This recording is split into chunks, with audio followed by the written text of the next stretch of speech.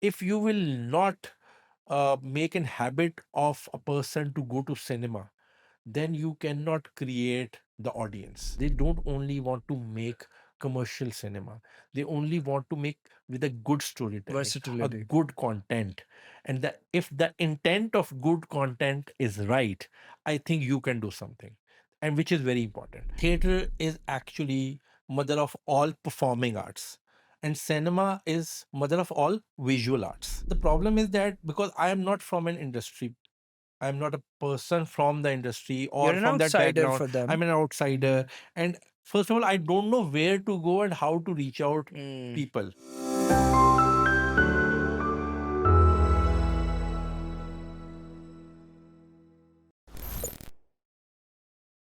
Assalamu alaikum, everyone.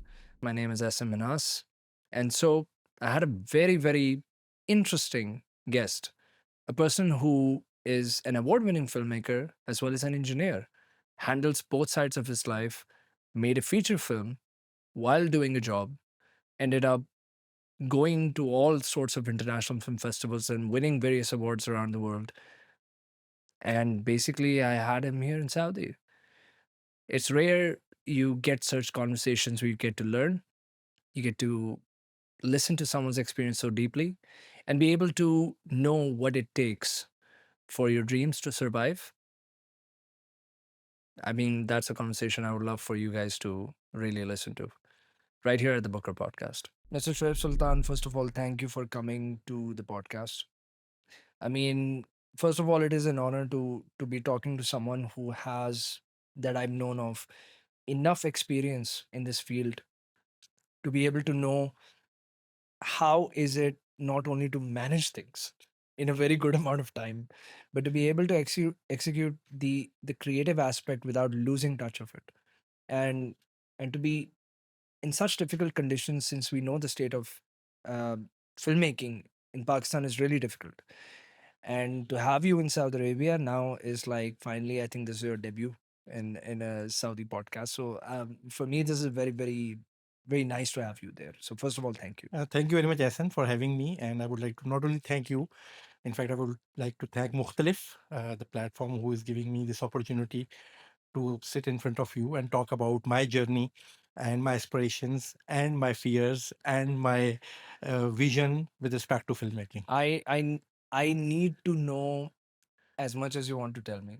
I need to know everything that I always, as I've talked with you, as I talked with all of my guests, is there is always the humanity behind the work that everyone sees. Films are so emotionally driven, intelligently driven, created with such planning and rigorous logic, but then there is always the humanity behind it, just as life has humanity to Absolutely. call it life. Absolutely. And so in my head, the stages of life is the past, the present, and the future. Mm. Where you came from, an award-winning filmmaker, producer, director, made a feature film called Gunjal, ended up, winning a bunch of awards, going abroad with the film. You went to, I think, America and Canada with Yes. it, UK as well. I think seeing that journey and knowing where all this came from to get you to this point and to be able to work in this field while still being like a Bruce Wayne Batman situation. I know you have two sides of you that I would love the audience to know. And then, of course, talking about the future. Mm. We always have a road. We are on the same road in life. We've come from somewhere. We are somewhere in the middle always, and then we're heading towards a destination. Sometimes we never know what the destination is. Sometimes we do. I think it's the journey that counts, and I think you've been in an incredible journey. So we're going to start with the past. We're going to start with the origin story. We're going to Mm. start with, just as any Batman film we've watched, the origin story is, yes, always the same. But for me, I know we're living in the real world. So we're talking real origin stories here. So, as a real origin story, who is Shoaib? Yeah, so as you briefly said, like, so I have two sides of the coin. So which you will able to know during this I podcast. don't want to know right now. I will know But it I will start from the like a beginning, that story. these two coins, how it happened You and are how the it perfect transformed narrator. and changed into this whole thing where I'm standing out right now today, and we are talking. So it started in 1977, 1975, when I was born in a small village called Sahiwal in Pakistan. And the interesting part is that my family is very progressive. We were in a joint family system, and where my uncles, aunts, and everyone is living together and in, under one roof. And there my grandfather was a poet, Mm. and a very celebrated poet in Pakistan. One of my uncle is a folk singer.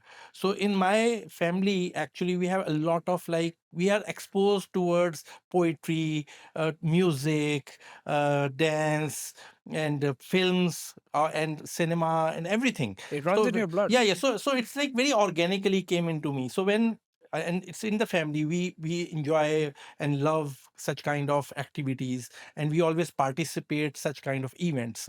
So that's very organically came into me. And the journey, if you can say that, obviously when I was child, I used to like sing in family events, or I was called for a dance during the weddings, the Pakistani weddings. There's a lot of festivity, and Yeah. we used to dance. So that was like somehow very, you can say, I never think of it that I am doing it, but I always enjoyed doing such kind of stuff. I was exposed to cinema at my very early age. My father used to go to cinema halls, and like we from very like I still remember that I watched a Pakistani film when I was just 4 years old, What and was I that film? it was called Noor Jahan. Oh, So it was a like that's a a classic. historical classic film, and I still remember that film. And I after that I film saw when I was 8 years old, King Kong. That was the first King Oh, Kong so you came. went right to So Hollywood. yeah. So that was I was my exposure with respect to cinema since the childhood was amazing. I believe, and all credit goes to my parents. So because they love cinema, and all and television at that point of all is also booming. So I'm talking about early 80s. So the television in Pakistan was booming. They started, and a lot of things were happening. So we were exposed to television So you as were well. exposed to TV, you were exposed To to the my cinema music. on both the South Asian content, the Yes, Pakistani content, and Hollywood. absolutely, The whole absolutely, spectrum was open to you. absolutely. And you know that when the television started in Pakistan, initial days and even later stages also, a lot of Hollywood stuff was Mm. coming on TV. So we were exposed to those kind I, of a I lot I of. remember that even my grandfather used to tell me stories about films that he used to watch that were from Hollywood, Yes. and I remember that things had started opening up very quickly in history. Mm. I mean, we'll get back to, of course, the state of the whole history of Pakistani cinema and Saudi cinema we're going to talk about, but yeah, so. And then obviously I actually I go to boarding school at my very early age. In eighth class, I have been to boarding school in another province called Sindh, and I stayed there from eighth standard till 12th. I did my Hmm. FSC from there. Hmm. It was a 5 years I stayed there. So actually that span of time shaped up me as a personality. What I am today as a person, I think I'm very organized. I know what I am doing The or what I discipline want to factor is achieve in there. my life. Yes, primarily discipline. And I think clarity in your life. Sometimes you need that where you want to go, and Mm, where you want to reach and how you want to reach. There's a difference between that. yeah. Sometimes people know that where you want to reach, but they don't know how they want Yes. to reach there. So that I think that though it was very early stage of your life, like lifespan's very, you're very young, you're very tender, Mm. but still I think I matured a bit earlier in my life How because young were you when you went I was to? 13. You were 13. Yeah, How 13. was that experience at that time? Yeah, What it's were you feeling at that time? actually, that if I compare today's, there's no source of communication. There's no mobile phone. Yeah. There's no It was computers. isolation. Nothing. So, and far away in another alien land, you were there, and you cannot communicate. Once in a month, I have a phone call of 2 minutes with my parents, and it It has was to very come. isolated at Yeah, that it's time. very isolated, and then, but it's again. I think you become a. My parents also wanted me to become something because we were living in a village, and they Mm. want that their son. And I, though I was living there, but I was a brilliant student at that Mm. point also. So they want that me to grow as Mm. an Explore academic, is my yourself. academic career. Explore So yourself. yeah, so I adopted pre-engineering, Mm. and I did my pre-engineering FSC from Cadet College Petaro. Okay. It is in Sindh near Hyderabad. Cadet college. Cadet. How was that experience? I think that's a very army Yes, background. it's a very army background thing. Yes, and you have to woke up by 4:30 and 5 in The the morning, drills and the and you have to running. go for a drill. You have to go for a PT. You have to go for sports. There's a So all the movie stuff yeah, that you yeah, yeah, yeah, saw yeah. in the cinema now it's turning into Yes, real yes. life So, for so our it's a people. very organized and patronized thing because you have Mm. to go for sports, you have to go for classes. There was a very set pattern. There was a Organized. very organized. There's certain time for the lunch or for the dinner. There's a set menu. You cannot go beyond that. It's a lot of strictness. You cannot like there will be Now lights. I understand where the discipline is Yeah, so coming there are from. lights off The time and yeah, management. time management, absolutely. So your life goes around that circle and it's every day. Even on the weekends, also you have to It's by the follow minute. certain things. And interesting part is that in on every weekend we used to watch one Pakistani and one Hollywood film. There was a Oh, cinema within the Cadet College, you didn't and lose touch of that. so that's the interesting part that we have to watch every week two films. So that's the I remain in Connected. contact and contacted with the cinema all the time in my life. I mean, you were lucky, So to be yeah, honest, to be connected even in that very tough situation, yes, because our mass audience perception is this that there is no such thing as creativity mm, anywhere around that environment. I think you didn't ever lose touch of it because A, it was in your blood. B, your parents are to thank for that. That translates to you taking that with you into an environment and not losing touch of that either, being able to exercise that was the that. only actually form of entertainment for Mm. us. Obviously, we all get drained, and obviously the administration also understand It these things. lightens up. So they have to give us some entertainment. And I think in this all hustle bustle, so we found that kind of energy, the way we can like enjoy ourselves and have a good time during this whole the all the tough times of the whole week. We just forget that and go into that other zone. And during that time, that thing that obviously, as you rightly said, it was in my blood. So I become the part of the dramatics Mm. club in In the in cadet in, in, college. in cadet college. So I lead at one point of time. I was leading as well when I became senior, Mm. and I did a lot of. I started theater from there. Actually, there Mm. was a every year there was an annual function. College annual function, so we have to do a lot of things like people do singing, As an dancing, actor, yeah, no, everything. Like I have to everything. write, produce, direct, So the act. whole spectrum So, is but it already was very covered small in kind this of thing. kind No? of It's thing. like a short skit of Yeah. 3 minutes Yeah. or 5 minutes. Or one time we did like a 10-minute thing, which was written by our teacher, and then he directed Mm. us. So it was like I don't know what I am doing, but I was exposed. Like Mm. we sometimes that you're doing it, but you know how it is happening or where it is coming from or how it is Now you're doing. practically getting to know it. Yeah, absolutely. So at that time, you were just doing it for the fun sake, or like you have Mm. to like it was an interesting thing that we want to skip those drills. So Yeah.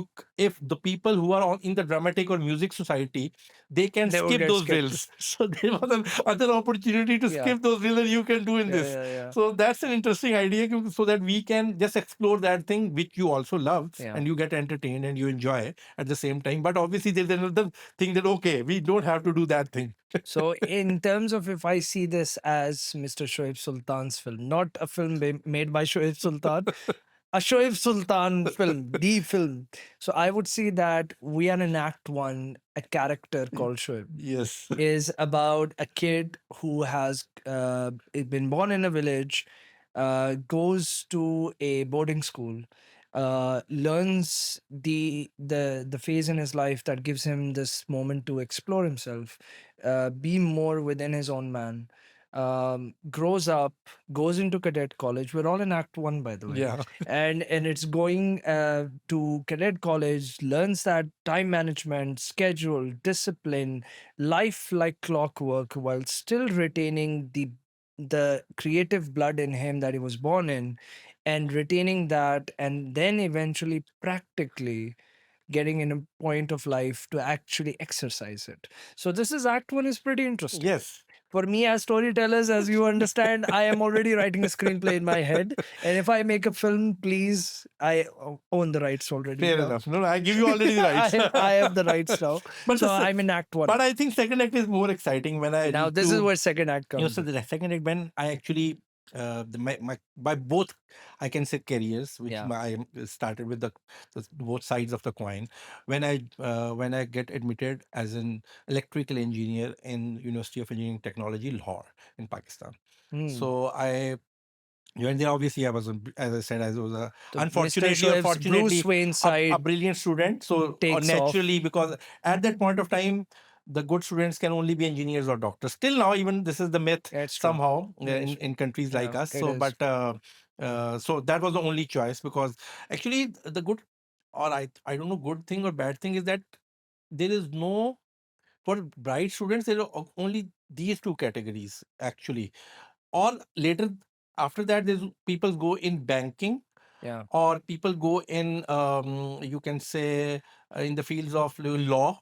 Yeah. There are no other fields actually. There was no MBA. There MBA was came not a lot after of that. There was no diversification. IT. There was no. It was very limited Yeah, yeah, very choices, and it limited was choices. based on what we could call, what is my neighbor's son doing? Is Yeah. he doing that? Is he successful? Please, can you do that too? I'll be proud of you Yeah. as a son. So that kind of, I think, still to this day, this kind of mentality still Yeah, exists. absolutely. Sir. And now we're living in an age where, now there's AI and it's half the work getting done for you. So it's like every father is like, why can't you be like the AI? He does everything perfectly. He listens to me. So now that we're in Act Two, now Mr. Shoaib, the character, has now gotten a job as an engineer in the university back in Lahore.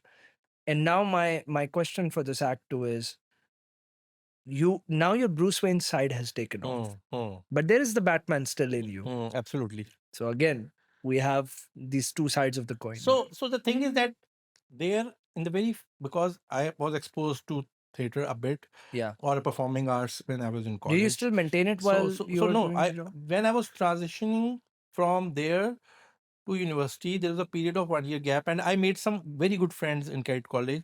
And then we decided we will make films, because there were a group of people who love films and cinema, and we always keep on talking, and we do theater as well, small kind of things. So we decided we will do something for cinema. So as in, you cannot imagine that at that point of time there was no private television, there was no other than proper cinema thing. There was no other thing. Me and one of my friend, we took a VHS camera, old camera, Sony cameras, through which we made this wedding Yes, films. yes. So we hired a guy who make wedding video films, and we had a guy. We write a script and we shot it, we edit it on his system. We do sound design on that. We don't know anything about filmmaking. So all the Foley So stuff that and all of we this. did some stuff, and then we edit it, and we make a short, like a 30-minute thing. It's still available with me. It's very. I need to watch I this. will not I show to anyone. need to watch this. It's I somewhere, need to watch somewhere in this Lahore. in the cinema. So we made it, and we showed it to. We go to a producer's office. There was a very big producer called Sajjad Gul at that point of time in early 90s, talking about. And then we showed him that we made this thing, and he said, "How you made it? How it's possible that there was no other people cannot think other than television or film. Who can think of making privately something like this at that point of time?" Talking about early 90s, when there is no thing, no one can think about it. But I don't know how we think of it and how we made it. I still cannot process it even. Do you That think that is because, like, when you were watching all these films and the theater, it was like, what if there was a way to mimic or record or be able to replay this thing again no, if we actually, had done it our I way? in my head What do you somewhere think? that I always think that I can tell better stories, or Oh, I can not better in that's but not the right it's word. The like a different stories, competitive not different stories, mode for different you. stories. That's a better You were way. like, whatever you were watching, you wanted to watch something that you wanted to Yes, watch. and at that point of time, we were exposed to Indian cinema a lot, Yeah, Bollywood was because Bollywood has a huge huge in impact on terms our of on our, influence. yeah, a huge VHS impact. tapes, I remember many Absolutely, people VHS. used to So watch we them. keep on watching those kind of stuff. So you sometimes you think that, okay, they, if they are making that kind of thing, why we cannot make it? So in mimic, you are right in a way that we want to, that get influenced into Yeah. your kind of creativity and your thought Want to process, or invoke the during, same yeah. emotion. So what I did, that after that, when I get into university, I joined a theater group over there, Dramatic Society, UT Hmm. Dramatic Society. That has actually huge influence on me, because that lead me to join one, Pakistan, one of the biggest parallel theater group called Ajoka. Yes. Ajoka theater The is joke like, is is, big. yeah, The joke is it's very big. like internationally recognized. Madiha Gaur, late Madiha Gaur, was the like head of that group, and Mr. Shahid Mahmood Nadeem was like, they both, the couple, like take that, the platform in a way that they want. That was a, like, not only that platform, Ajoka theater, not only give me opportunity to learn the craft of theater, but also make me a human, what I am today. Like, my thinking process with respect to different kind of elements in the society, good or bad, evil, and good values, I recognize those, because they talked about social values, they talked about social issues in the society. Every theater production is related to that, whether it's women rights, uh, child rights, or the environment, like hundred Hmm. of issues we talked about. I extensively worked with them for 10 years, and then even after that, for, well, almost, I worked with them for 15 years. Hmm. So I have to, like, it was a journey starting from, like, I used to uh, have script in my hand and prompt the actors, or just like uh, clean the set. That was only my duty, or standing in the wings with the clothes, Hmm. that actor will come and change the clothes. So I started from that, from this very scratch. So I know each Ground and, zero. yeah, ground. So I know, like, all the nuances, actually, that what's at backstage, what kind of chaos is happening during the preparation works, how, what kind of preparations you need as an actor, because I used to assist Madiha. So I know that what she need, how she's approaching to her role, how she's directing the Hmm. actors. These actually, though I'm doing the theater work, but it was same things actually reflected in cinema as well. The Yes. mostly things A are lot of common. Yeah, a parallels. lot of parallel, a lot of commonality in these two mediums, because someone said it very rightly that uh, theater is actually mother of all performing arts, and cinema is mother of all visual arts, right? Hmm. A So clear so distinction. so so basically, that is visual arts, that is performing arts, because in cinema, but just the technique and the equipment involved, otherwise, or, and it's a live You thing. just remove everything Yes, regarding the camera, absolutely. and it everything that was in front of it, if it's gone, it's just that. It's the Absolutely. Yes, characters, yes. So the technique wise is different, and execution wise it's different, but the the aesthetics is performance. aesthetics and requirements, production value, the crafting, the storytelling, the narrative style. So everything is almost same. Hmm. So I learned a lot of from Ajoka, and that during my my parents used to think that, okay, oh, he's becoming an engineer, but every day he's doing this theater. So So whether that's he will, where the Batman is yeah, coming in, yeah, right? exactly. So I started when I was in second year. I joined a Joka, What and about the job? so, no, no, I was when I was no, I was not doing job. Na, I was studying. Na, Ah, okay, okay, I was okay. in UT. When I was student in Yeah. second year, I joined a Joka. Okay. So for like 5 good years, I was when I was studying, I was part of a Joka as well. So I Hmm. keep on. But the good thing is that I never harm my studies. I've completed my Hmm. engineering. So parents are, so I keep. And that's where there is a major question arising from this is, did you like, were you very much aware about what your father was thinking in terms of your future? What was going on in his head at that time? What were the talks happening As at that I time? told you earlier, that we have a very progressive family. So Mm. they want me to become an engineer, but they never like say me anything that, okay, you don't do this, or you're not allowed to do such kind of things, or why you are doing it. Because maybe I think that in their head that there is no opportunity available where he will go. Yeah. Ultimately, he will So, do. He will become an engineer. fathers tend to guide sons at that time when they're seeing this sort of, like convergence of again our creative side in this, and then there's always this worry of every father, that where is my son going to go next? Where is his path forward? He was becoming an engineer, or is becoming an engineer, or is he doing this, or is he doing that? What do you think was going on in your That father's was the head? query from my mother, actually, very Oh, interestingly. your My, mother my was more mother was concerned that about that. person, actually. So what was your No, no, mother's but actually, concern as far as again, this? both of them were very much encouraging towards Mm, me and whatever I was doing in my life till now, even mm, because I take very bold decisions in my life, whether it's like pursuing this career, yeah. or my job choices, or Mm. even the moving from one country to another. So I made Huge, a lot huge of events. drastic choices in my life, and they always supported me. So my mother's only concern was, okay, but do whatever you want to do, but don't quit your education, or just Mm. don't, because they have this concern that, okay, because again I was the eldest child, Yes. there's a lot of expectation from the eldest Yes. child as well. Yes. Okay, and I'm the brilliant child and the proud of the family and the typical Izzat. so that's the only query. So but she always keep on saying and insisting, okay, you do whatever you want to do, but you have to do a job one day. Yeah. And at one point of time in my life, I said, why you keep on insisting me that I have to do the, I can, if I join this field, maybe I will be better.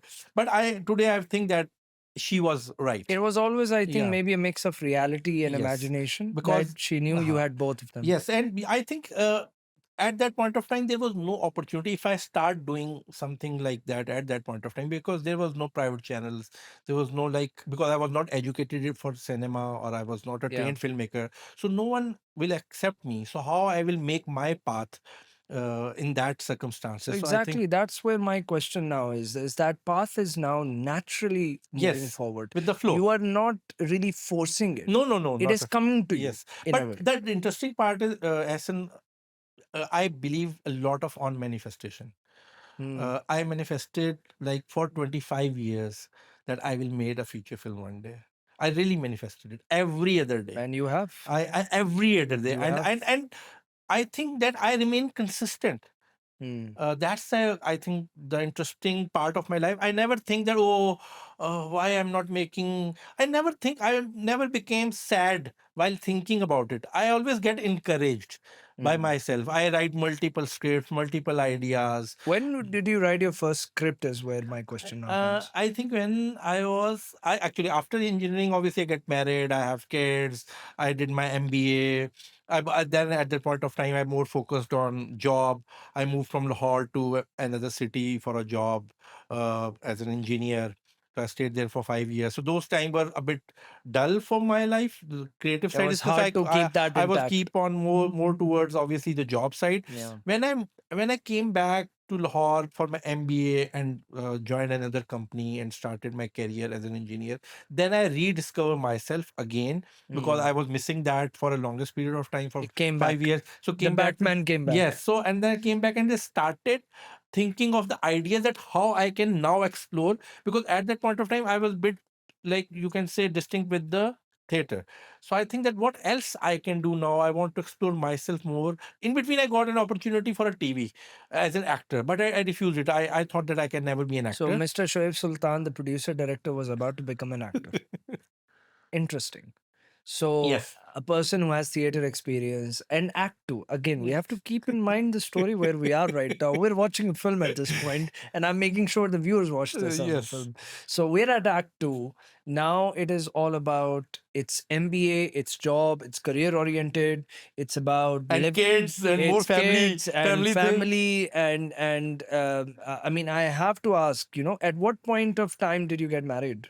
At I what was age? 27 in Okay. 2001. Okay. And when did you have your first child, and when this whole Very family next life year, I started? did not like spare any time. So I waste any time. Mashallah, you went straight into the family life very quickly. Absolutely. No, no.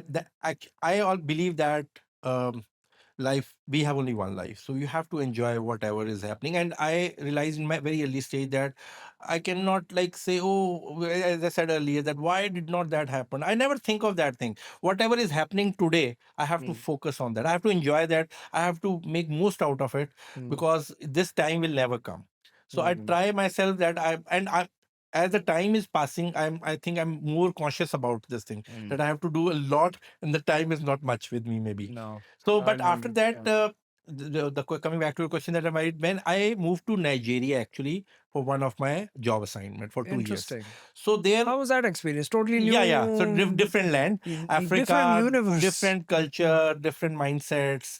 But I thoroughly enjoyed, Mm. because I always, the interesting part is there I got another opportunity. I started doing e-radio. I start Okay. writing content for a radio station called Ux, and I start joined there. I do radio shows. I write content for them, and that during writing, because I never wrote anything before. Hmm. So while writing that, though I write it some stuff in university and college, but it was not that kind of thing Yeah. that. But when I writing the shows properly, Mm. shows, designing radio shows, and what I have to So do it's kind is, of tinkering so with a yeah, different side of yes. So then I creativity. started that question you asked earlier. Then I started writing my very first film In called Nigeria. in Nigeria called Teacher. That Wow. script is still with me. It's called in English mud. Yeah. So that thing, I think that bring another side of me in front of myself, that I can explore this journey. Then I started thinking, oh, I really want to make cinema actually, Yeah. because at that time, till that point of time, I was deeply in love with theater, and I always believed that I will not do anything beyond So theater. evolution has Yeah. started. Now our character, Mr. Shoaib, our character has gotten to act two in somewhere in the middle now, where writing the first script, tinkering with different creative paths when it comes to e-radio, exploring yourself as a writer, leading a family life with everything going on, eventually manifesting every point in your life that you will eventually get where you have to go, and for that these are the natural evolution that you have to take the steps of. So now my question is after everything is going so naturally and suddenly I consider the biggest detour is how does Mr. Shoaib come to Saudi? I have been to Saudi before also, twice actually. So in my when I came back from Africa, Nigeria, so I joined a multinational company here as a project manager. I started my project manager journey basically, Mhm. not as an engineer. Later on, I started my project manager journey, which actually also helped me a lot in cinema, which I will talk about a bit briefly later as well. That how that thing helped me out in creating cinema and thinking differently and doing things differently. So I stayed for like almost 5 years in Dammam, and then I moved to Bahrain for 2 years. Then go back to Pakistan for 5 years, and then again come back to Saudi How was recently, that 2 years back. experience of the Middle East now? Okay, so I stayed almost 8 to 9 years of my life in Middle East. Honestly, I thoroughly enjoyed my stay. Even the times which we call the other times, and Yeah, now the new times, yeah. if I talk about the comparison, even that time also I loved. I thoroughly enjoy, because I think the interesting part is that Saudi culture and Pakistani culture, they have a lot of interesting and good similarities. First of all, obviously, we all are Muslims and we believe We have a in lot of common a grounds. common ground. So our beliefs are same, our values are same. There are a lot of culture norms are Mm. same, so that you don't found yourself alien, you align yourself in a very different. And we used to, like, obviously the language, though you don't know, you understand, you can't speak even, but obviously, because obviously you read Quran, you heard every day, you are doing There's a way namaz. you could pick it Yeah. up. So I think that helped you a lot to align with the sensibilities of the region, and you start enjoying it, you start celebrating it, obviously. And now you enjoy more, you Mm. participate more, you explore more, and you get entertained more, and you want to entertain more. So there are a lot of opportunities Yeah. right now, bigger, better, and exciting. So now you got that opportunity to live such a long phase of your life in the Middle East, and you're still here in Saudi. During all of this, now there is something in the middle where the character Mr. Shoaib does is become a producer and director, and I think you co-wrote or wrote the film as well.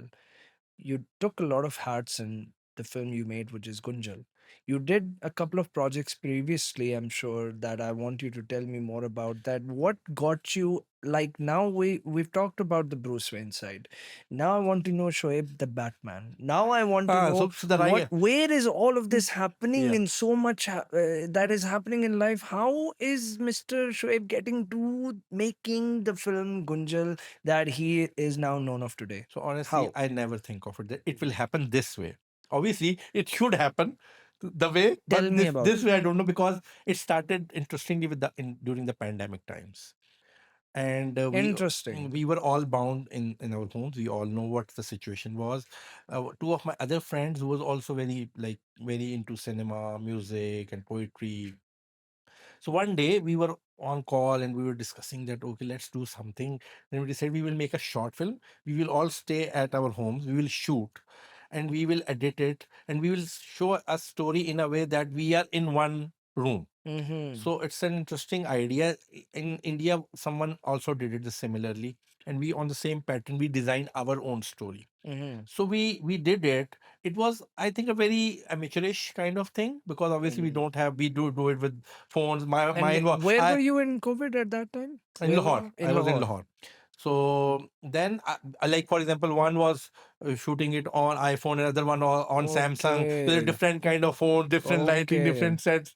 So we obviously then we sent it to a guy who was also one of our junior, who Hmm. can color grade it I and hope we didn't musical. make it black and Yeah, so white. he black and white actually. And then we put it on YouTube. Interestingly, Oh, it was an 8-minute thing with the okay. name of Chal, Hmm. the move, and it was a decent attempt, honestly, with respect to parents. It was just for the sake of fun, just for doing Yeah, something. We just to never think, pass the yeah, time we in a we just very we don't know, isolated. yeah, we don't know where it will go. Hmm. What happened that short film, obviously, everyone has a lot of time. So my Yeah. mother has a one WhatsApp group. My mother sent Hmm. it to her friend's WhatsApp group somewhere, Yeah. that my son made it and just watch it. So just Yes. as a proud mother. Yeah. Yeah. So someone in US in that group watched that, and she contacted my mom that there's some issues we were talking about in that. Hmm. Very briefly, we are touching one issue. So she said, I want to talk about an issue, and can your son do something about it? And but I never exposed to like visual arts or Hmm. filmmaking or anything. Hmm. So my mom gave me her number, that okay, she's my friend, and you can talk to Just her. Yeah, casually, very casual. I don't think that what will happen. I just talked to her. just make a She, yeah, film. she Right? said, no, she said, the way you made something in 5 10 minutes thing. I Yeah. said, what's the topic? She said she want to talk about mental health and suicide, which is a very serious Okay. topic. And And now one thing is leading to yeah, another. and set in Chitral, which is in Pakistan, the north Yes. side of Pakistan. So that's issue. That topic actually excites me a lot, because we have been to north many times in our lives Mm-hmm. for vacations, holidays, and Mm-hmm. enjoying. But we never thought there's a serious issue of mental health and suicide What was there. the issue?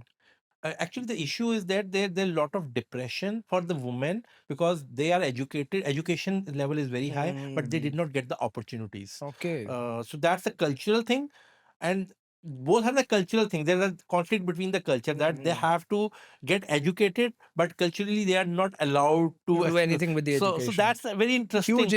Yeah, inequality absolutely. paradox, So and basically. at the same time, the opportunity, obviously, in that kind of land, there's not such opportunities. That is not a metropolitan city Mm-hmm. where you get lot of jobs or career opportunities. So that's also, so they get frustrated, and very sad to say that every other day there is a suicide in the valley. Mm-hmm. So that really like haunt me, that, oh really? And then I asked it, okay, I want to go I want to visit actually that valley, because Mm-hmm. that also connect with me to my theater days, because we also talked about a lot of social issues and causes.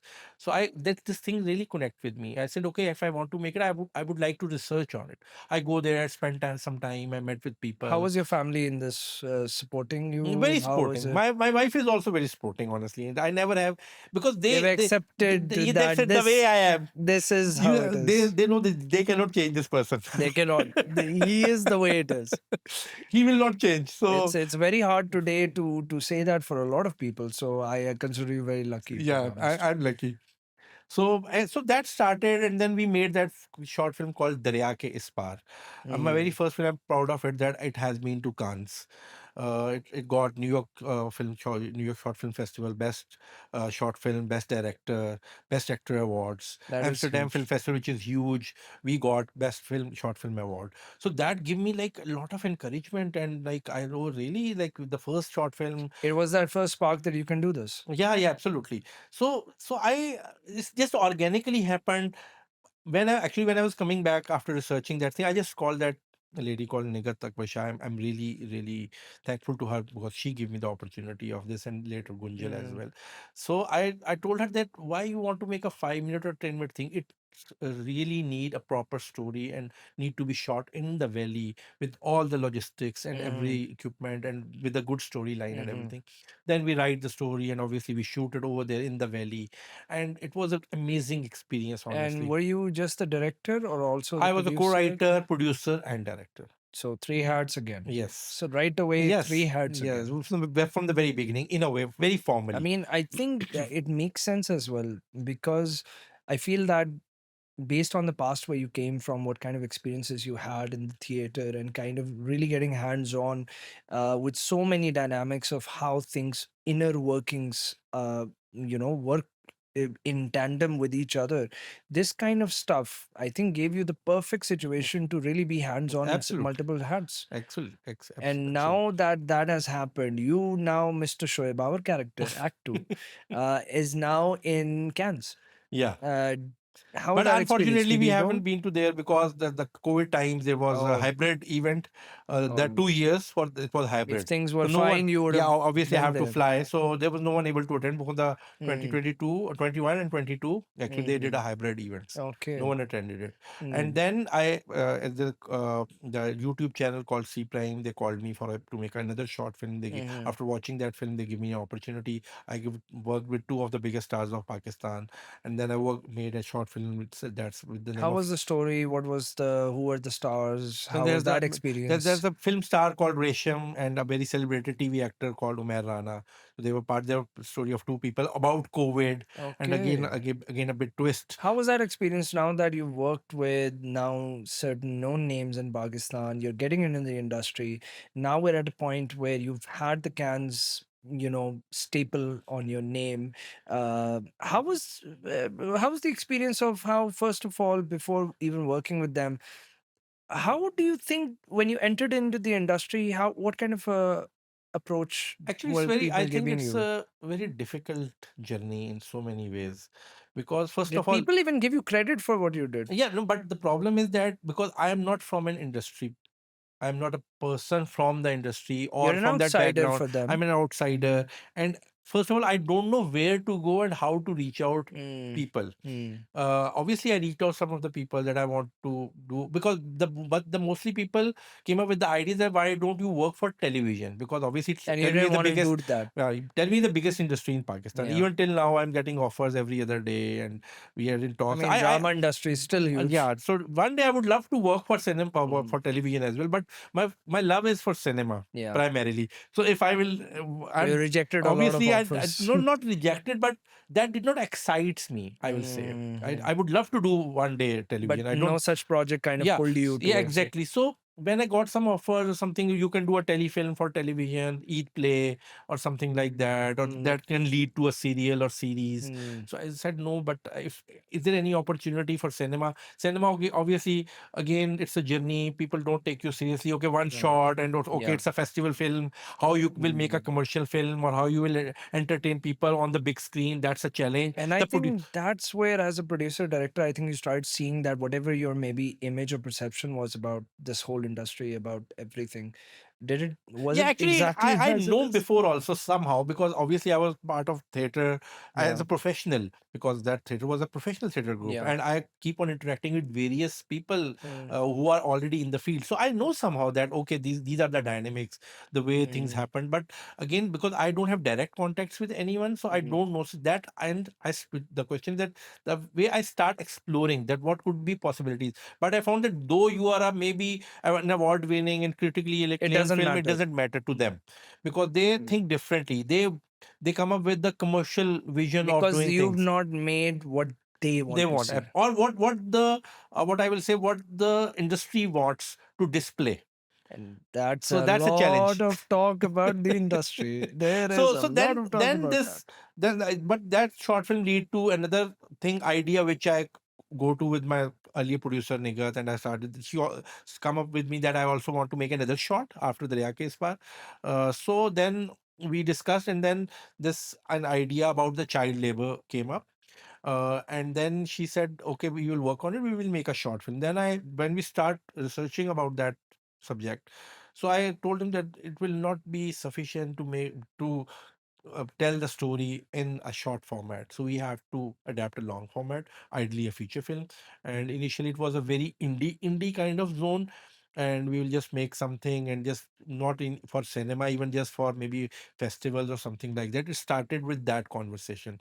But when the script was ready and we were ready with all the arrangements, so we think that it's an interesting like opportunity to take the route of making that film as a full length feature film with the stars, and to not only for the festivals but also for the cinema as So well. So now this is where the origins of Gunjal comes in. yeah.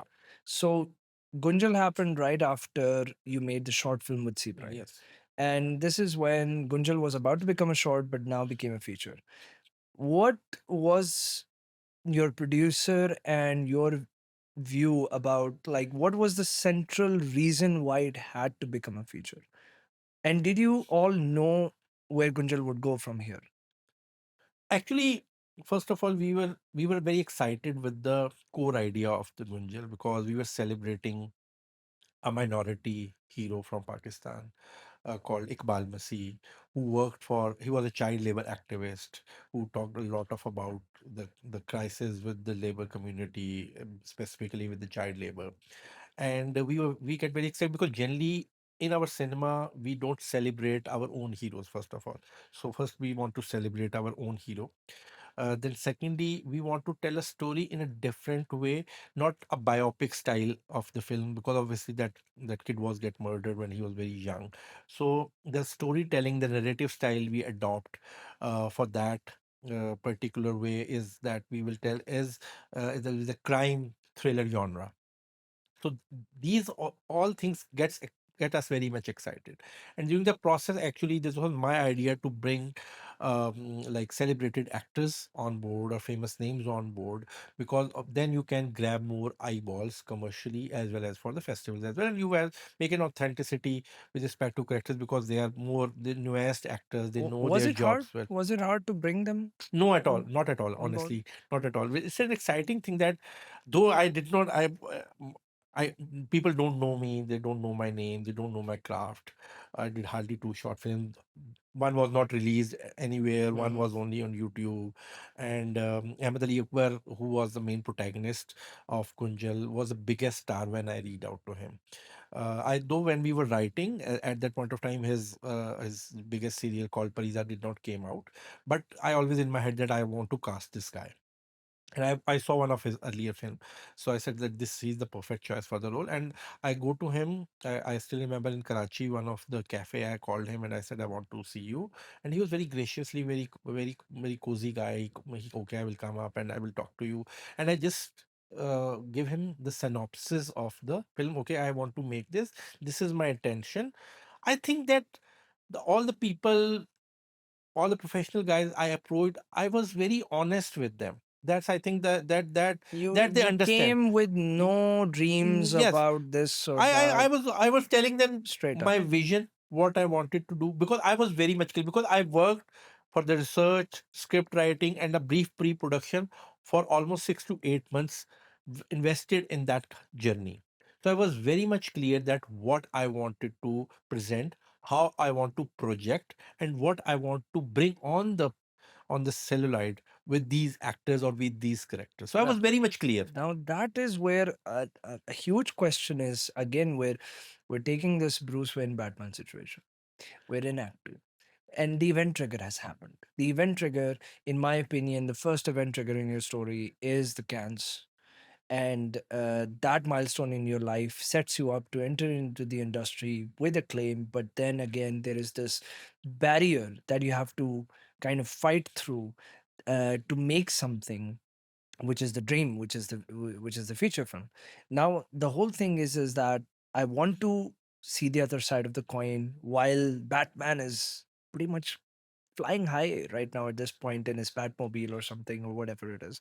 And I mean, whatever Batman is doing right now, I think Batman's getting a shot at doing something huge here. But then, what about the Bruce Wayne side? How are you dealing with with your job side or this, or It's how was the family it's life? How was it things was on that very side now? challenging. I give this time especially credit to my wife. She managed home and kids and me and my life and my plans according to her plans. And the way she managed, I don't know even that how she managed. If I recall those times today, I said I did not do anything for anything. Mhm. She was managing everything, whether it's family affairs or my kids or grooming or the keeping the house intact or like like mm, taking me into my journey where I wanted to be. So I think that credit goes to her, honestly. Family, I think, is So a huge without pillar for a without the, creative yeah, to survive. without that, I suppose I think you cannot do anything, because at that point of you think you are everyone, But everything, and that's you when are you doing whatever realize. you. But actually, it's not. Later on, you realize that how it happened. But the job also. See, I will tell I you. have to ask about that. I was Was your I boss was. like, I do not care about your film? I want He this don't girl know fight. interested. He don't know in my office. How did you manage Listen, this? I told you that I was doing my job 9 to 5, and And you're making a feature film on this side. nights I'm doing my pre-production and everything. Even some of few days I'm going to office. I was almost 20 to 22 hours I'm awake, almost for a month, and That I'm is a huge and my challenge. like one day I was on the shoot. In between also I do some meetings also for My my God. job also. So Ahmed came to me, how you are managing this? I don't know. I can't believe I never see such person. I've not about I've not heard about such a person, to be honest. I think this is very difficult for people who are probably watching this, is to understand that people have this misconception that you can only do one thing and not the other. Either you're Batman or you're Bruce Wayne. Mm. You cannot be both. But we've seen the movies you can be both. No, So but I think you have to be a bit crazy, you have to. and you have You to have be. to. I think uh, if you have to be passionate. I was so much. I Sleep is gone. This is I gone. see. I want to do this film. That's my ultimate life goal, And you have passion, it in and your and hand. and it's You happening. have it in And your hand. secondly, the job is obviously my bread and butter, because Yeah. that's not Yeah. like with the film. I'm not going to get paid that much or Yeah. anything which I can feed my family, or Mm. my resources are not So like. that is working. The film So both are is important. So going through, both are important for and me. you're flipping this coin almost every second between Absolutely. two I have to plan. identities. So that whole project first my cat collie thing where I get groomed in a way, and then obviously my life, the my job, my career was all about project management. So I have to Mm. manage And time. I that have to helped manage you resources. manage this. Yeah. So I manage myself at that point of time. Mm. That was a very difficult time actually for me. Like 1 year, especially when this whole Gunjal was happening. I was doing job and the Gunjal and a lot of stuff. Obviously, family is also there, and you have a lot of challenges at that point of time. So, but it happened, and I think today it looks like a dream to me that it happened, and Mm. by God's grace, it like successfully carried out.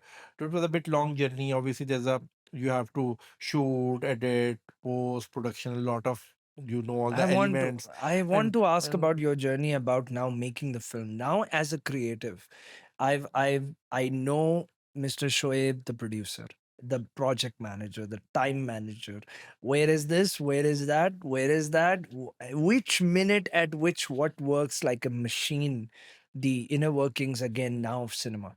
You have it in your hands, and you're making it happen with all the skills you have from your education, from your career. You're bringing all of that skill and experience into cinema, into your own film. My biggest question now is the creative side, is how was your experience dealing with a mainstream actor who was probably going to go even bigger at that point after? How was that experience of making sure that he could become the character of your story? How is it that you managed all the actors to become the characters mm, of your story?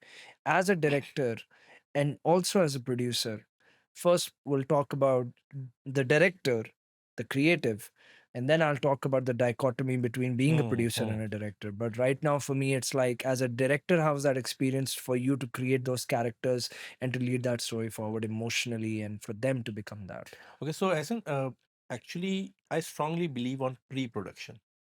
Very The much. planning Yeah, stage. absolutely. I think if your pre-production, planning, scheduling, vision to execute is intact, is aligned, is planned properly, then there's nothing go wrong. Obviously, there will things a lot of happen you never forecasted, but a lot of things will happen the way you want.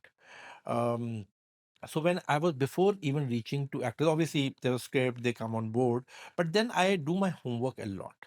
Like, this is not like praising myself, but the process, I think that it should happen this way, because when I'm bringing the crew on board and asking that, okay, I want to do this way, for example, I will give you an example.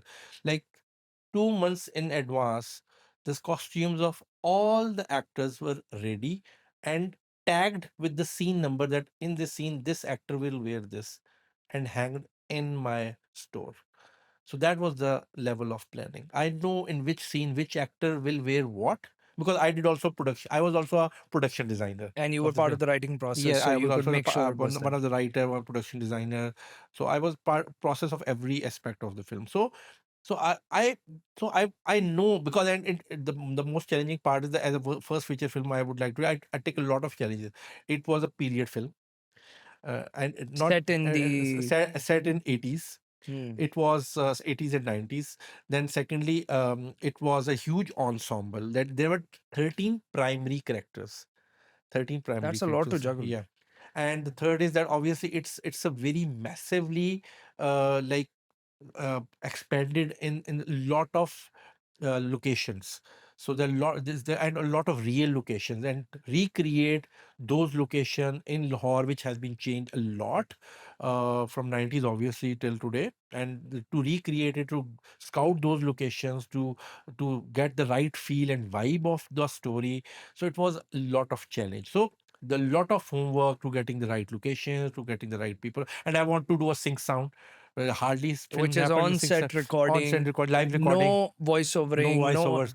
So no that, yeah, ADRs, no no nothing. ADRs. That was the priority. So a lot of challenges I take for the very first film. So you took a lot in the first. You've not necessarily done anything before that was as challenging. So you just went from here and you just went straight up to the Yes. max extreme difficulty level and nothing in between. It's just step one to But suddenly I like think I was difficulty it was number not 10. overconfidence. I was I I look think it at was the this, like, no, experience I look in that you this way, had. that this is the way things should happen. Because that project management, I guess that your career has a huge Yes, value into yes, this. and You theater already were background also, ready. because see, as in theater, in theater there's a difference. One major difference between theater and film. Hmm. Film, you make a film, then it released and it start getting audience reaction. Hmm. But in theater, actually, the whole thing is about pre. So you are rehearsing, you are arranging, you made a set, and then when live performance happened, theater finish. Yeah, See, then it's the like it's it's gone. close.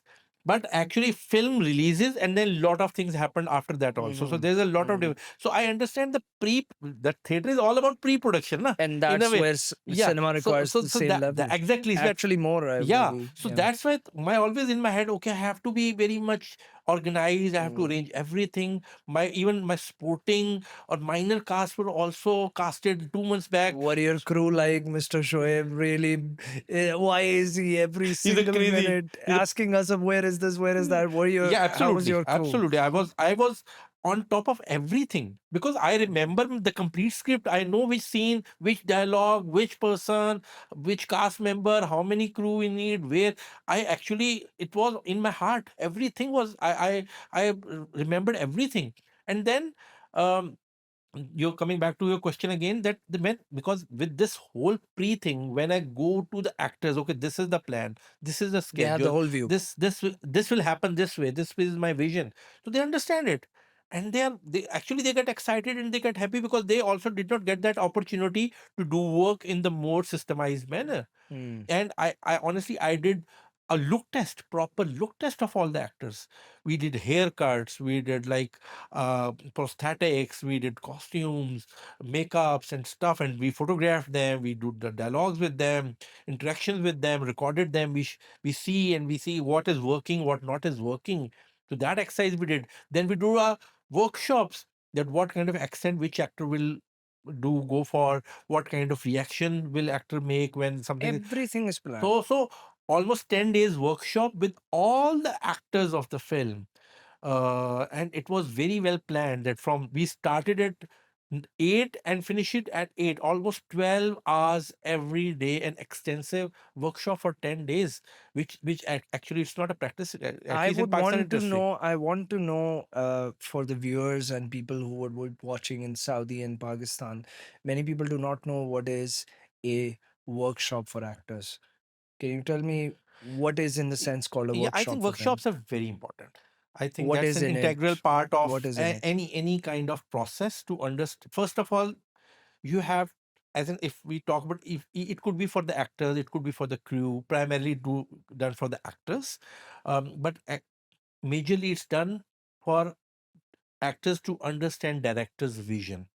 And what Pri- happens in a workshop? Primarily, okay, first of all, directors tell the vision. There are a lot of formats of So workshop. they're just sitting, No, people no. sitting Actually, down. there are different forms of doing workshop, but I will tell you that briefly what elements happen in that. Hmm. Obviously, you talk, first of all, you talk with the actor one on one with respect to their character arc, their past, their present. The way you asked me, their Hmm. past, where they are coming. Maybe it's not written in the script, but actor should understand that where he is coming from, what kind of issues he has, what kind of emotional baggage he has, where he's standing today, his ground zero is what, and in film where he is jumping into that character and where he's moving ahead, what is the character arc within the story, and even after story where he will go.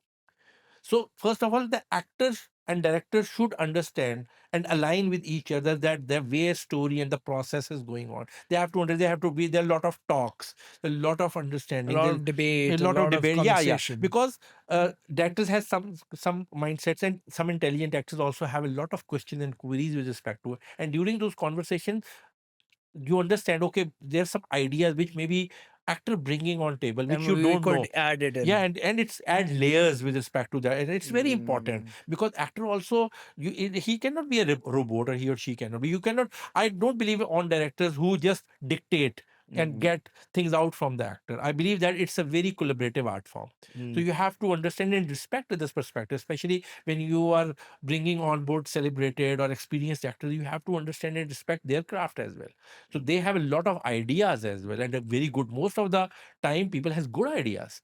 Some Mm. actors, some, I also have some actors, they also only see, okay, what I have Shoaib, you will say I will do that. So Uh, you have, Tell me how to act. yeah. You're better than me in So theater that is space. also a way, but in the obviously process, Yeah. in the workshop, we talk about character, then we read script, we talk about interaction with different characters in different situations, So they the actually do a reactions. small scene with Yeah, each other we enact during that. different scenes, sometimes block different scenes. We have to work on different kind of accents, what kind of different accents can be adopted in different situations, what kind of tone can be adapted, what could be the body language, what could be the facial So this is expressions. where your director hat is Yeah, completely so you have to be activated. invested in that. 100%. And before the workshop, as a director, I also have to prepare myself, because what I am going to instruct to my actors. So obviously, I have, for that I also have to a pre. You're doing project managing continuously with the two positions. I mean, the writing process, now that it's done, now it's producer director flip flopping among each Yes. other. So now I want to ask this whole, there is this misconception I've seen in the Saudi film industry, being a filmmaker and a director myself. I mean, I'm learning a lot. So first of all, thank you for that. I do want to ask, and this is of course from sheer curiosity of learning. I tend to absorb as much as from my seniors as much as possible, and kind of hone in that into my own craft. I feel filmmaking or any other craft or career is an evolutionary process. You are learning every day. You're making a lot of mistakes, and you're making whatever successes you make. I tend to feel you don't learn anything from it. What were do you think the between being a producer and a director at the same time at such a huge level where you're making a feature and you jump from difficulty level 1 to 10 as a producer director, what was the most difficult thing you had to, both of your identities had to fight with each other on? I say it's very difficult. It's a very challenging position, and it's a very tricky situation. Many people think being a producer director is great.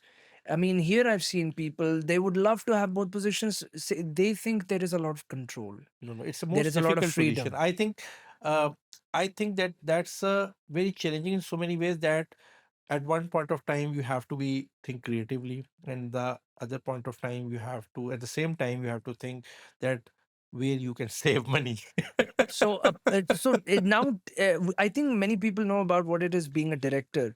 Can you tell people that might be listening here? Many people do not ever understand what it is to be a producer. Yeah. I want So to break it down to being yeah. so So easy. producers are, yeah, very interesting question, because people generally misconceptualize this Yes. producer's role. People think that it's all about money, or people think Yeah. it's all about management. No, no, What no. is it No, really actually, on your if we experience?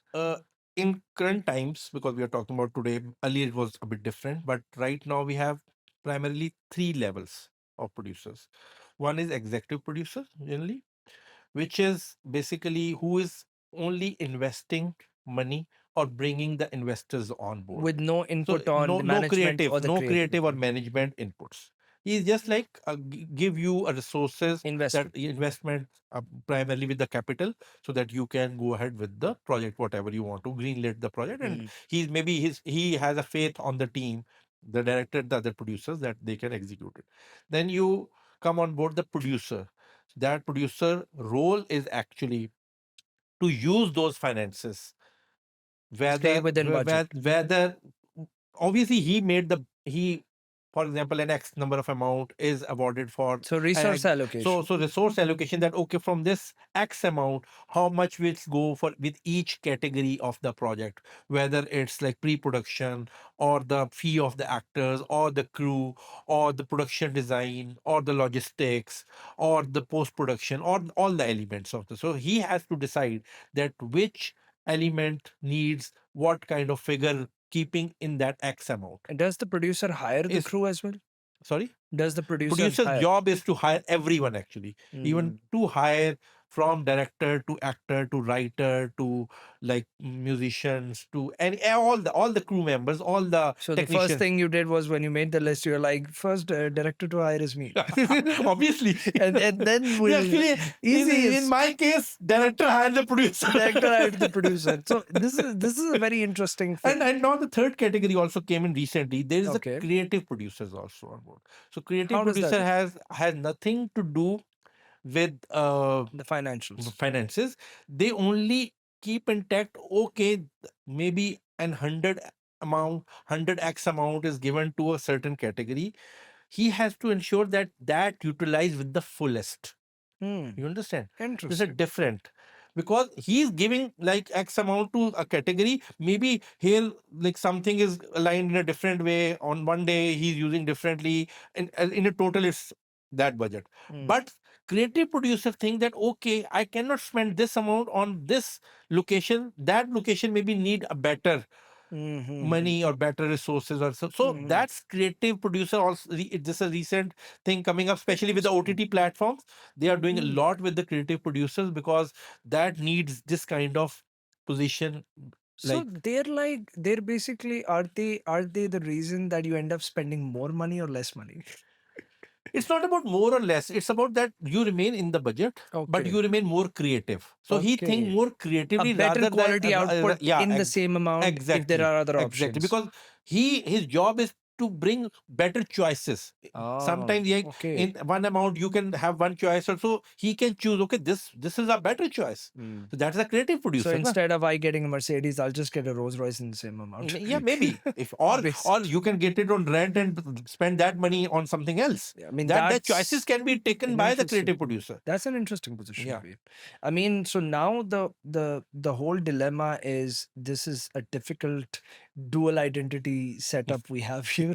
I mean, if anyone, someone would call you crazy, and that is perfectly logically acceptable and justified, because I think only a crazy could pull off such a difficult feat where you're technically a producer, a director, you are literally also doing a job. You're juggling all of this. How was your mental stability at that point? Actually, I'm that kind of person. If I'm not doing multiple things, I cannot work. You're in the perfect position then. Yes, You were literally in the most natural state of being. yes. My idle time is when I'm When idle. did you have time to be free? I don't know. I have an idle time, and I watch a lot of stuff. That is my So, like what me was your time. relaxed time during this No, I phase? watch a lot of stuff, and again in that I'm also learning.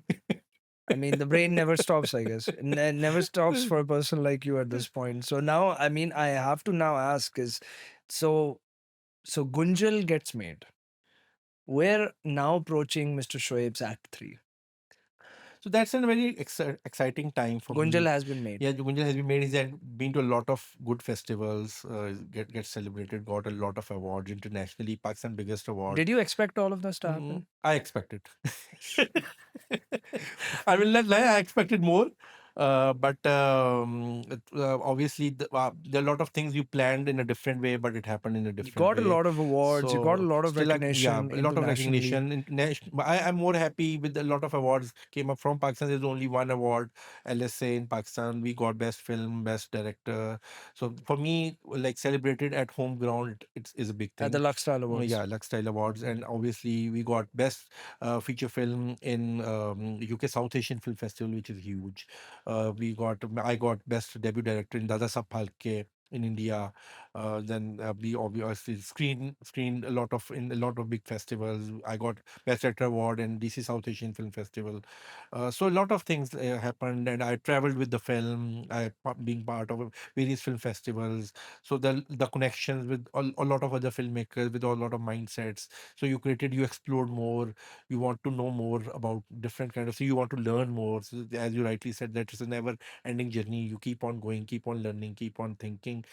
So that happened, and during that time, actually, when Gunjal was in post production, I came to Saudi with respect to my job. So you I was post production happening while you were in Yeah, Saudi? this is also very exciting that I was in Saudi and the And whole many production. people didn't know about it. And yeah, people don't know about it. That most of my post production team don't know that I am sitting in Saudi Arabia, because I don't want to make an impression that okay, I'm not on their heads. So they would slow down Yeah. or get They distracted or don't have any something. chance to look into things differently. That okay, Mm. this guy is not around us, so he Oh, will. no creative liberties, please.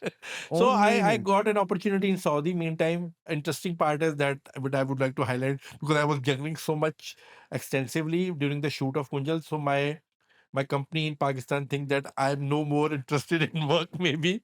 So they just not only They they started talking started with you. thinking that okay, they should fire me, or Oh, actually after the COVID also the things were not moving the way they want to move yes. with respect to my Yes. department. So they started to like you can say completely shut down one of the department which I was part of. And at that, obviously, I think of that I should start getting opportunities in Pakistan, especially after Gunjal. Again, that challenge happened.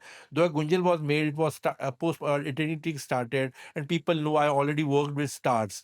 But when I read out to people in the industry, okay, I want to make another film or give me opportunity.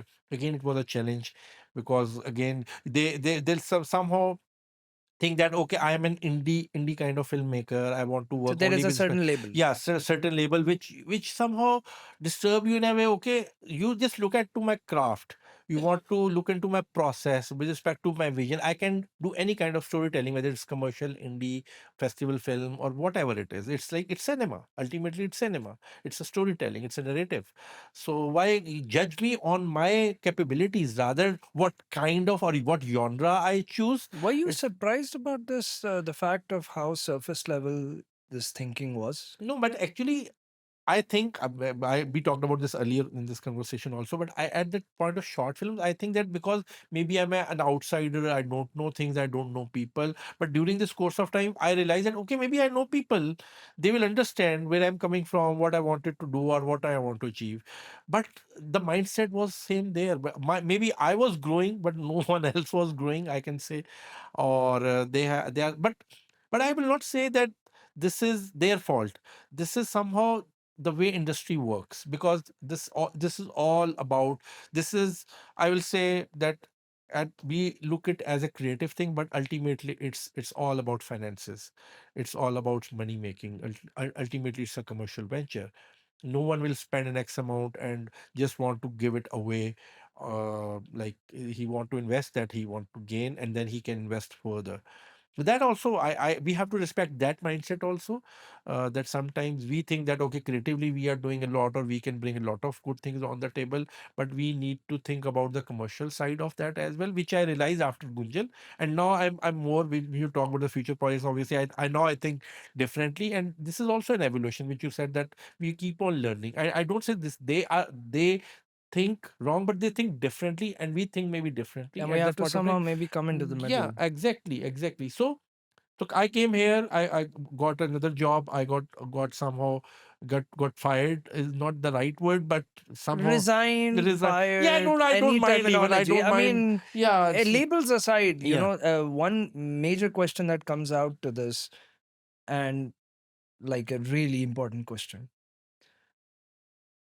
did you blame your creative passion for that when your job went? No, not at all. Not a single day I Many was. people tend to falter in the shake up No, in no, no, no. their I ambitions. was more excited. Okay, maybe I will get the You'll have more opportunity. time. I mean, that is a beautiful way of thinking of the fact that it's like, oh, I'm just gonna get more time to do films now. So no, I start That's a applying. positive mindset. Initially, I Yeah. start looking job opportunities in Pakistan, which I don't got, and then I apply Saudi. I have that background also. Spent a couple of years here, So you so didn't have to wait too long. I don't have to wait too long. I got the opportunity. I came in Riyadh 2.5 years back, and I started my post because I had a lot of work back. Because you came here, so that's why the post was Yes. abroad back So in. yeah, absolutely. And then obviously there are a lot of work with respect to Gunjal happening, the post production, obviously sound design, Mm. the VFX, edit, sound design, everything, like all BGM, and then obviously the packaging and release and distribution, bring distributor on board, and everyone was on board. So the whole process I did it from here along with the producer, and we it's a very interesting times, because post production is also very different kind of It's work. highly clinical. It's Yes. surgical in a Yeah, way. I absolutely. mean, I remember there was a filmmaker I had read about, and I don't remember who, but they always said that the film changes in 3 points during the filmmaking process: the writing, the directing, and the edit. Absolutely. And mostly in editing, It's actually. mostly in the edit. I Mm. mean, being an editor myself, I mean, we worked on an interesting project together, and a lot of learning from you in that, and um, right from point zero till the end as well. So Act Three. Now we've gotten to the point of Shoaib's character where he's in Saudi. Post production was done online. Everything concerning the film has been now done. It is time for delivery. How do you think was the distribution process for you when it came to distributing a film like this? What was the dilemmas that you figured out that were the biggest hurdles? Because from my experience and me talking to a lot of industry professionals, is that the distribution process or pipeline of every film back in Pakistan is it's a hellish experience. Why is that? Actually, as in not only in Pakistan, this is for the worldwide, this is the issue. If we talk about, even if you are not part of any studio, even in Hollywood, indie filmmakers struggle with the releases of their films, even in India, which is the biggest market, Bollywood, because I have known two different kind of filmmakers in India as well, and they are also struggling with the same kind of issues which we have also. It's not about economics of the film; it's about the way film is perceived. Certain films are perceived, especially if the film is labeled as an indie film or independent cinema or parallel cinema. And same issues was with us, because though we have a issue based film, but I treated it in a bit commercial manner, but we don't have a songs and dance in a very particular fashion which generally our regional films used to have. So it's not labeled as a commercial film. So for the distributors, they say like, is going to watch some kind of film where you are talking about some serious stuff and talking about a bit taboo subject in a way, because we are talking about obviously a child labor activist, and we are talking not a very typical kind of storyline. There's no humor, there's not no comedy, no that particular kind of action. So that distribution come on bringing on board was a task, honestly. I believe that in filmmaking, the release of the film is the most difficult and challenging part, because you don't know how it will happen, even for the investors, because you cannot control certain things, because you have limited distributors in the region, specifically in the territory, or in any country where you are working. And every distributor has their different kind of mindsets. If they want to grab your film, or they want, this is their choice, and you cannot dictate them, because they don't have any stakes on your film.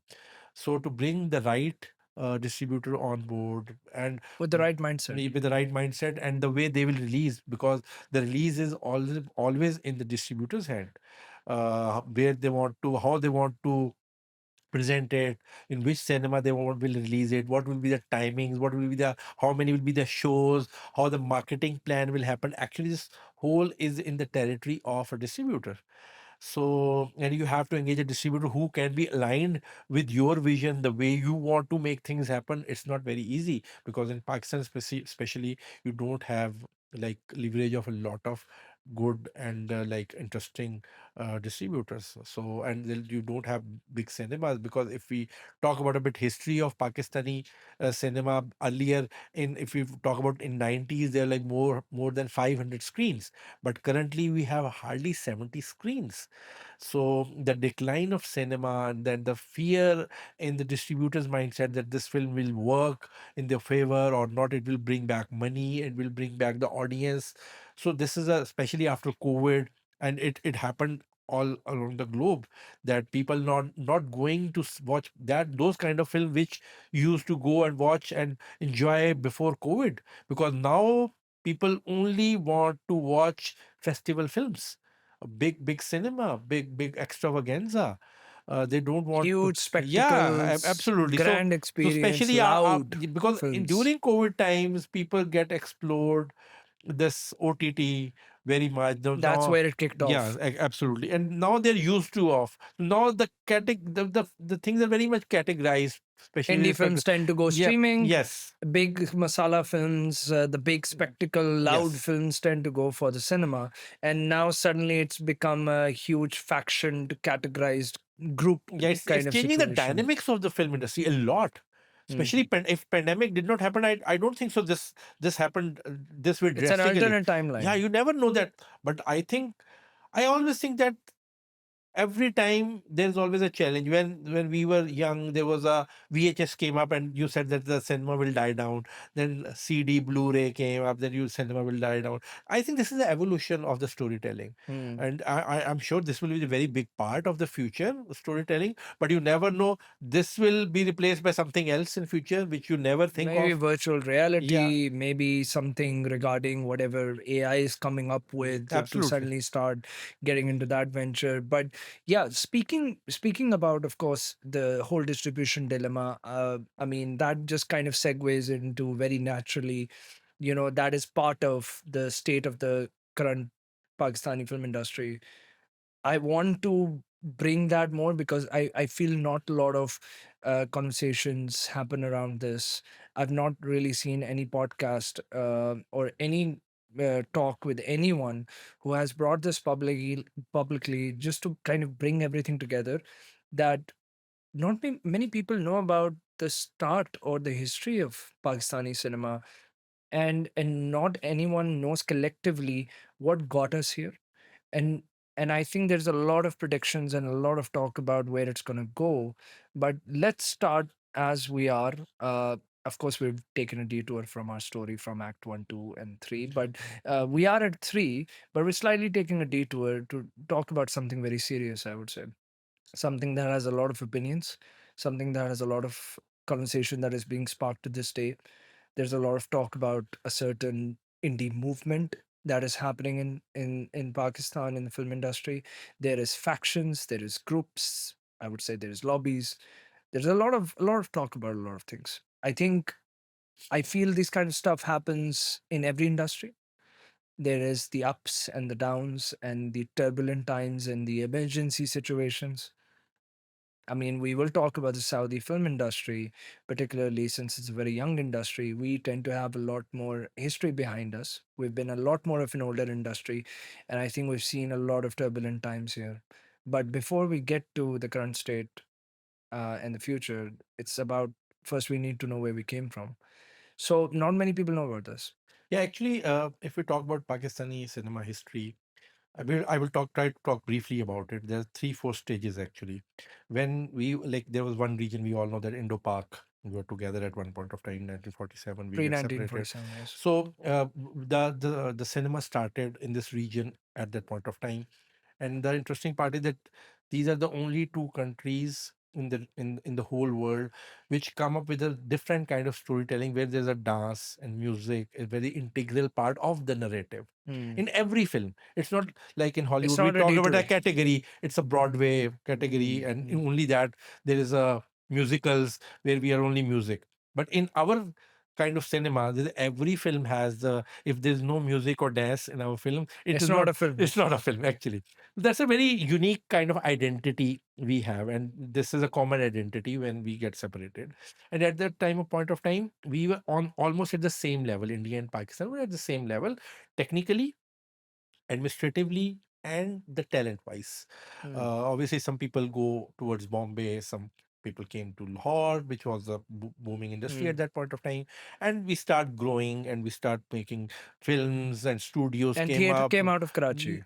no, no, it's also came It from Lahore. was from Actually, Lahore. Lahore in Pakistan, Lahore is the you can say the heart of this art flourishing wherever it goes, from the poets to the musicians to the dancers to the theater to whatever. Like obviously there are a lot of great artists happen in Karachi as well, I'm not saying, but the industry, the boom of the industry happened from Lahore actually. Our big writers, directors, producers, and the most important because it was very much rooted with the regional, because there were a lot of regional cinemas influence in the industry. Hmm. There was Punjabi cinema, which was like very much celebrated regionally, and because the population of that region was much more with this as compared to the other regions, so the audience was much more as compared to the other part of the country. So the regional cinema start growing as well at the same time. And in I think the high point of our industry was once 70s, when we were like producing like 100 to 150 films per It annum. was like a Yeah, factory. it was like very good content. Our stories were get copied in the other part of the world, especially Indian, get inspired from our films, our music, our way of We storytelling. were in our own lane. Absolutely, and we were very much growing. Our actors were very much celebrated. People like love cinema. There was a culture of cinema. People used to go to cinema. Just when I was young, I was kid. My parents were going to cinema every other It weekend, was and part of life. It yes, was it part was of the routine. part of the culture actually. So, Hmm. which is like people used to talk about movies and your own movies. You're not talking about Hollywood, or you're not talking about Bollywood or any other kind of cinema. So it was part of your daily day to day routine, as you Yeah. rightly said. And then obviously in 90s also it gained flourish, another movement started. But at that point of time, we get somehow influenced with Bollywood. We start making copying that kind of cinema. We think that maybe that will work Why more. did the shift happen? This is a Actually, huge no, turning point because in history. what happened that drastically in between, um I I don't know how it would like to say, but not much educated people were not part of the industry. They're not think proper thinking mind, because earlier the lot of educated people, they know the craft, they know how to do things, but people just want to churn out the stuff. They would not learn the craft. They just get the inspirations. They want to make easy money because a lot of money involved in it. They know that if they will invest, the money will the film will work and they will get their investments back. So they make it as a commercial venture, not as an artistic commercial venture, I will say. Only commercial venture, just to make money out of it. So Mhm. that was the decline of the industry started. Though in 90s we were copying, we were also making some original, but still our industry was booming. In 90s also we were making some good cinema as well.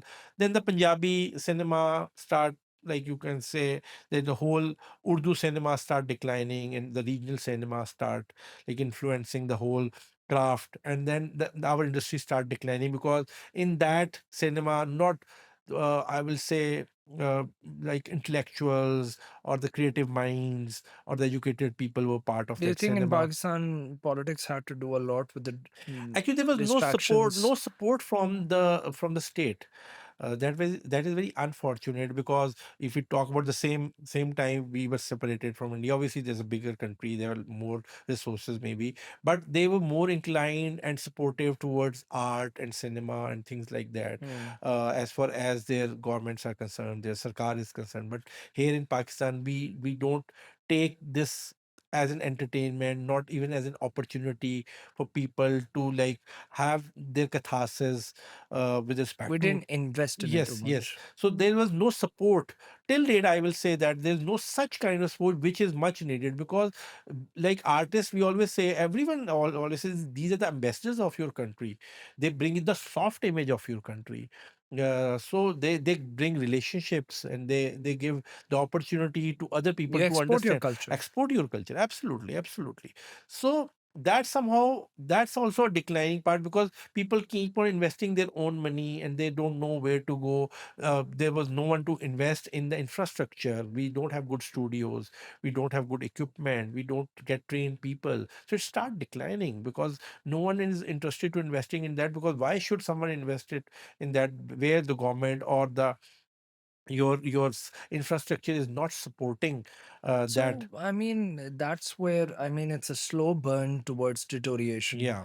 And currently, I think we have become more of, again, that commercialized approach to No, cinema. actually, as in, there's also a bit change in 2000s when Shoaib Mansoor, who is one of the biggest celebrated filmmaker of Pakistan, make Khuda Ke Liye, and it's called the revival of Yeah. cinema, because that before that there was a very, like a decade that nothing was happening in the cinema, and he bring up another perspective of Pakistani cinema to set different kind of It stories. was not carried over It too was not long. that you are right.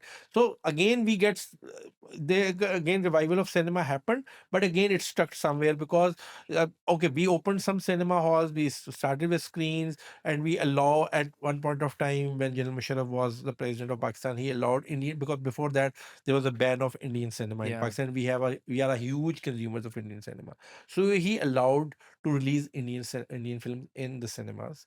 So then I think it's very important to, because if you will not make an habit of a person to go to cinema, then you cannot create the audience, Mm. because you have to release film every week, at least one film or two films every week, so that people used to have go to cinema, Yeah. which happened earlier, because we are making 100 or 150 films per annum. It means every week you're releasing 2 to 3 films, Yeah. right? So but if you are not making any film, so like people not used to go to cinema, they forget Mm. that culture, they forget that norm, they are not used to of going to So the cinema. audience has been tuned now Yes, differently. and because the television was also grooming, Yeah. the private channels came up, there are a lot of content coming up, The world has and changed. that is free of cost for them. The world has Yeah, completely so changed. that's a challenge to bring those audience to cinema, so that Indian movies came up, the more screens were like build up, and people start going to cinema again. Then we also start making films more. Our lot of films made, and lot of films did a lot of good business commercially, but they were in a most commercial zone. But as of today, again, because we got a ban, we have a like obviously we have a conflict, lot of political conflicts within the region, and that also impacted this whole cinema movement and stuff like Mm, that. And now again, the ban of Indian films in Pakistan. So again, cinema started declining. mm, But I think during this whole time, we find our own voice. This is my belief, yeah. because I think the way Iranian cinema is, the way Korean cinema is. So I think we also have our own identity. Mm, We have in this point in these times we made certain kind of films, which I will talk about when we'll talk about the Saudi vision. That we now I think we should identify that these kind of films can be the identity of Pakistan, primarily indie films, if you talk about festival films or content driven films or social I issues think that in the is film. where our culture still is Yes, intact yes. somewhere. And because we are in that film, we are not copying anyone. We are We are telling being our own ourselves. stories We are being in our own ourselves. way. Mm, Because in the commercial zone, we are trying to now copy Bollywood more, mm, and we are going to on their path. And if people have the opportunity to watch that, why they will watch your film? yeah. Simple. So, and what about now in this perspective, the Saudi film industry? What is your perception about what is happening here? How is it going?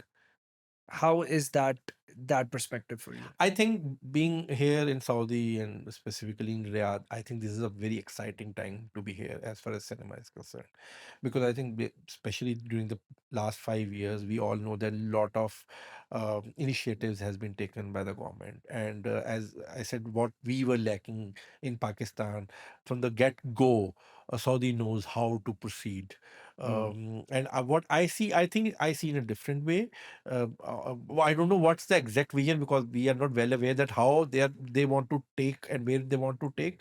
But we as a viewer, we can say there is very high aims, and they are moving very fast to achieve that aim, which is a very exciting thing, because I think that first they are developing infrastructure and awareness, which is very important.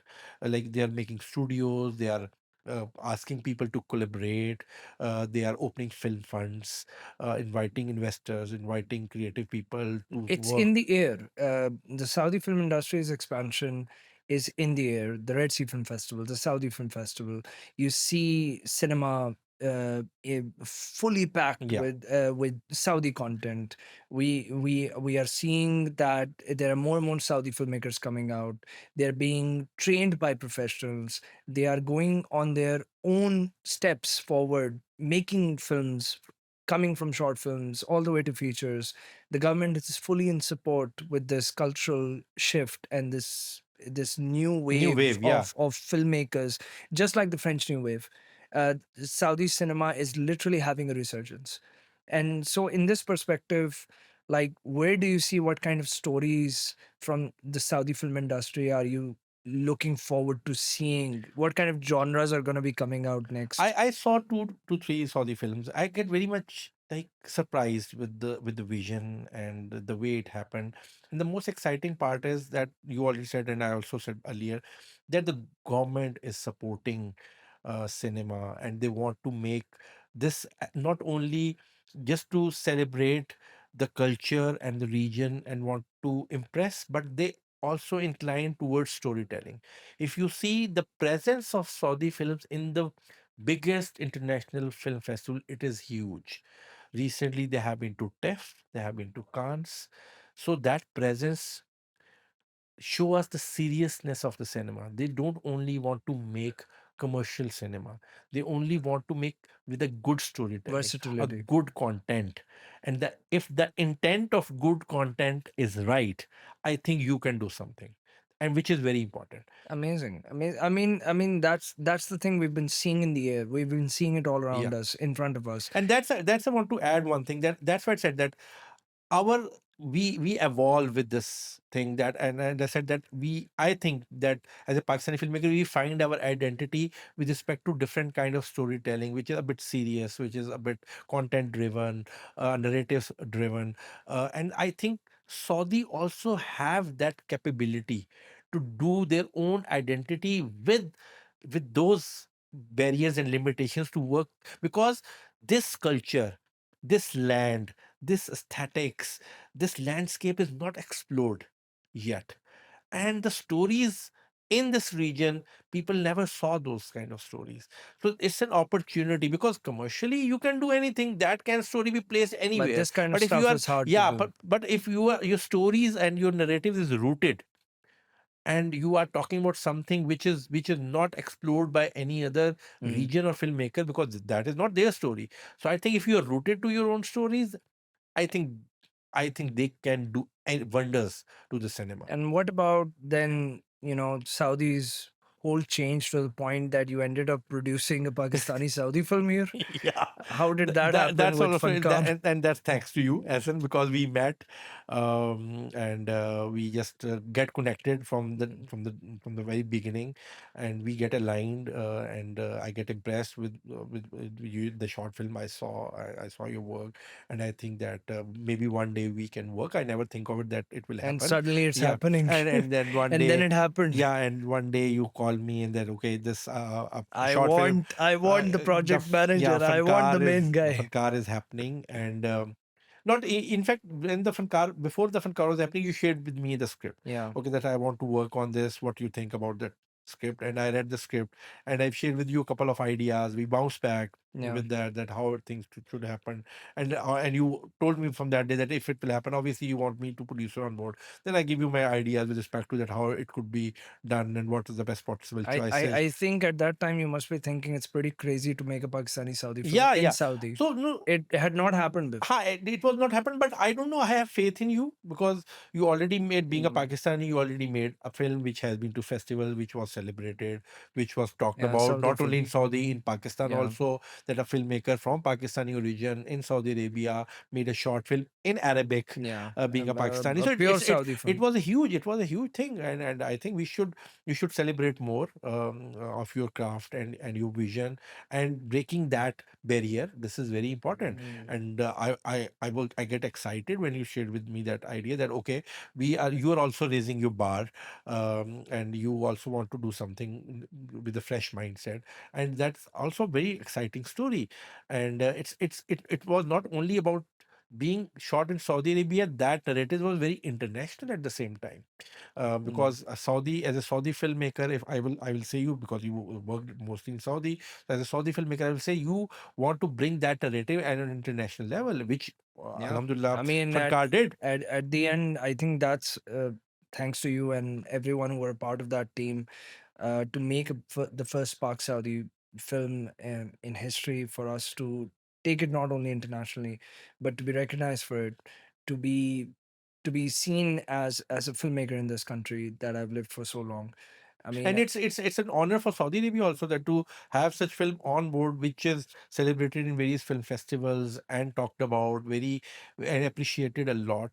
So it's a huge thing for Pakistan, Saudi Arabia, and the mm, industries of both sides, because that things are possible. This I hope that is what sets for people like us and for Saudi and for Pakistan to come closer for future Mm, collaborations. I feel that, as you said, there's a lot of commonality between our yeah. cultures, between our ethics, our morals, our backgrounds. That our stories are very, very grounded in reality. The stories we want to tell that exports our culture. There's so much common ground that I think that is where the Pakistani talent has an opportunity Mm, to work and collaborate with the Saudi film industry for us to again merge our common grounds to expand that export further for both sides. I think there is so much room to play mm, here, so much room to grow, so much room to explore that I think it's unfortunately it's terribly untapped. mm. I mean, that is a statement I would say that it is No, no, I something that strongly believe that still has to it expand. has to be It has to be explored. explored by the authorities who knows that, because I'm sure that they know their vision, and we don't know as an outsider, because the steps are there, the way they are taking are very encouraging, and I'm sure they are thinking that how these collaborations will happen one day. But I think Hopefully, Pakistan, hopefully. I believe so that Pakistan can contribute in such kind of collaborations very interestingly. Why? As you said, and I will repeat, because this is very important, because our cultural values, because of our religion, first of all, our values, our morals, our thinking process, I believe so, is It's also the same. similar. It's the Similar. same. And I think the storytelling in recent time and the way the Saudis want to go with the It's cinema, a similar it's direction. similar It's a direction. very similar Direction. direction. And now that we've reached to the end of the direction, the paths we've taken with everything, I mean, in the shortest way we could end this with a bang, as many people say that the film has to have a very impactful ending. Shoaib bhai, this is gonna be that ending for Act Three. This is your outro. So, Mr. Shoaib's character has reached Act Three. Everything is done up to this point. Being if an award-winning filmmaker, being a filmmaker who has told stories that mean to people, to be things that have to be learned, to be educated on, to be able to be, I would say, it really is filmmaking that makes you think. And now that I have made you think about everything, now I'm going to make you think about where are you going next? What is the next stage? What is the next chapter in Mr. Shoaib's Bruce Wayne Batman dilemma slash filmmaking life slash engineer life slash family man? In every way, where does this person, this character go towards now? Okay, so during past 1 year, I worked on two scripts. One is set in West, another is set in Pakistan. Two feature films, and I'm really excited about those ideas. I'm pitching. I'm started pitching.